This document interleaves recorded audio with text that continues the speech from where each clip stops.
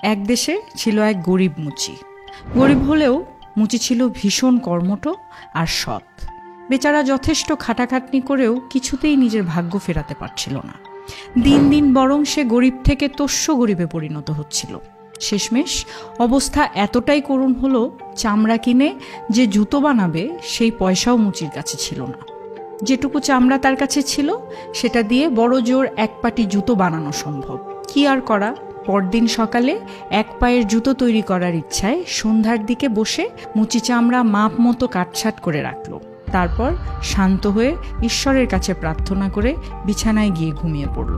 পরদিন ভোরে মুচি সকালের প্রার্থনা সেরে জুতো বানানোর কাজে বসতে গিয়ে দেখে তার টেবিলের ওপরে নিখুঁতভাবে তৈরি এক জোড়া জুতো রাখা আছে। মুচি জুতো জোড়া দেখে হতবাক হয়ে গেল। তার মুখে আর কোনো কথাই ফুটল না। জুতো জোড়া হাতে নিয়ে সে খুব খুঁটিয়ে দেখল। জুতো সেলাই এত চমৎকার ছিল যে কোথাও বিন্দুমাত্র খুঁত নেই। মুচি এমন অসাধারণভাবে তৈরি জুতো দেখেনি এর আগে। কিছু সময়ের মধ্যেই মুচির দোকানে এক ক্রেতা এলেন। জুতো জোড়া তার ভীষণ পছন্দ হলো। বেশ ভালো দামেই ক্রেতাটি জুতো জোড়া কিনে নিয়ে গেলেন। জুতো বিক্রির টাকায় মুচি আরও 2 জোড়া জুতো বানানোর মতো চামড়া কিনে আনলো। সকালে উঠে বানাবে বলে দ্বিগুণ উৎসাহে রাতেই মুচি 2 জোড়া জুতো কেটে ছেটে রেখে দিল। চামড়া কেটে রাখার কষ্টটুকু মুচি না করলেও মনে হয় চলত, কারণ পরদিন সকালেও ঘুম ভেঙে সে তার কাজের টেবিলে 2 জোড়া জুতো আবার দেখতে পেল। সে জুতো জোড়া কেনার জন্য ক্রেতারও যেন তর সইছিল না। অল্প সময়ের মধ্যে দ্বিগুণ দামে 2 জোড়া জুতোই বিক্রি হয়ে গেল। এবার মুচি সে টাকায় 4 জোড়া জুতোর জন্য চামড়া কিনে আনলো। পরদিন সকালেও মুচি একই ঘটনা ঘটতে দেখল। 4 জোড়া তৈরি জুতো তার টেবিলে বিক্রির জন্য প্রস্তুত ছিল। এই অদ্ভুত ঘটনা দিনের পর দিন চলতে থাকলো। প্রতি সন্ধ্যায় মুচি জুতো তৈরির জন্য মাপ মতো চামড়া কেটে ছেটে রেখে দেয়, আর সকালে উঠে টেবিলে তৈরি জুতো পেয়ে যায়। খুব শীঘ্রই মুচির গরিবি ঘুচে গিয়ে অবস্থা ফিরতে লাগলো। একসময় মুচিটা বেশ ধনী হয়ে গেল। এদিকে বড়দিনের আর বেশি দেরি নেই। চারদিকে বড়দিনের উৎসব উপলক্ষে কেনাকাটা, আনন্দের হই হুল্লোড় শুরু হয়ে গেছে। এরকম এক সন্ধ্যায় জুতোর জন্য চামড়া কাটছাট সেরে ঘুমাতে যাবার আগে মুচি তার বউকে বলল, আচ্ছা, আজ রাতে আমরা যদি না ঘুমিয়ে দেখার চেষ্টা করি কে বা কারা আমাদের জুতো তৈরিতে সাহায্য করে, কেমন হয় বলো তো? স্বামীর কথা মুচির বউয়ের খুব মনে ধরল। কে তাদের সাহায্য করে সেটা দেখার কৌতূহলে একখানা মোমবাতি জেলে রেখে মুচি আর মুচি বউ হ্যাঙ্গারে ঝুলিয়ে রাখা কাপড়ের আড়ালে গিয়ে ঘাপটি মেরে বসে থাকলো।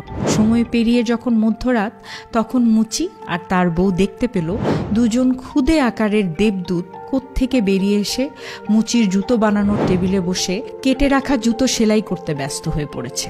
তারা তাদের ছোট ছোট হাতের আঙুল ঘুরিয়ে ঘুরিয়ে জুতো সেলাই, হাতুড়ি দিয়ে পেরেক ঠোকা ইত্যাদি এত দ্রুত করছিল যা দেখে মুচির চোখ ছানা বড়া হবার দশা।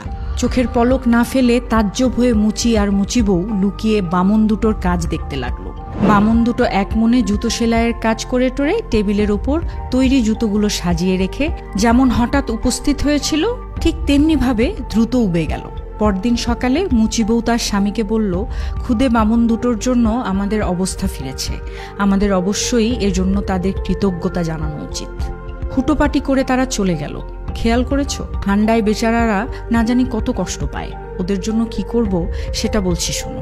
আমি ওদের জন্য ছোট ছোট 2 জোড়া জামা, প্যান্ট, কোট আর 2 জোড়া হাত মোজা, পা মোজা তৈরি করে দেব, আর তুমি দুজনের জন্য 2 জোড়া জুতো তৈরি করে দেবে। মুচি খুশি মনে বলল, ওদের জন্য কিছু করতে পারলে আমারও খুব আনন্দ হবে। সবকিছু তৈরি হয়ে যাবার পর এক রাতে মুচি আর তার বউ উপহারগুলো টেবিলের উপরে সুন্দর করে সাজিয়ে রাখলো। সেদিন মুচি আর জুতো তৈরির জন্য কোনো চামড়া কেটে রাখলো না। তাদের উপহার পেয়ে বামন দুজন কি করে সেটা দেখার জন্য মুচি আর মুচি বউ আড়ালে লুকিয়ে থাকলো। ঠিক মাঝরাতের দিকে বামন দুজন উপস্থিত হলো।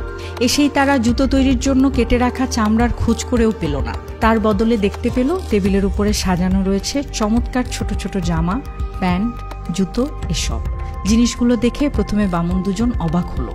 তারপর যখন বুঝলো উপহারগুলো তাদের জন্যই রাখা হয়েছে, তখন আনন্দে হাত পা ছুড়ে নেচে নিল এক পাক। উপহারগুলো তাদের এতই পছন্দ হয়েছিল যে চোখের পলকে তারা সেগুলো পড়া শুরু করলো। পড়তে পড়তে মনের আনন্দে বামন দুজন গান জুড়ল। কাপড় জামায় লাগছে মোদের লক্ষ্মীমন্ত ছেলে, মুচির কাজ করব না আর এসব কিছু ফেলে। চেয়ার টপকে বেঞ্চ ডিঙিয়ে তারা গাইতে গাইতে আর নাচতে নাচতে দরজা পেরিয়ে বেরিয়ে গেল। এরপর বামন দুজনকে মুচি আর তার বউ আর কখনো দেখতে পেল না।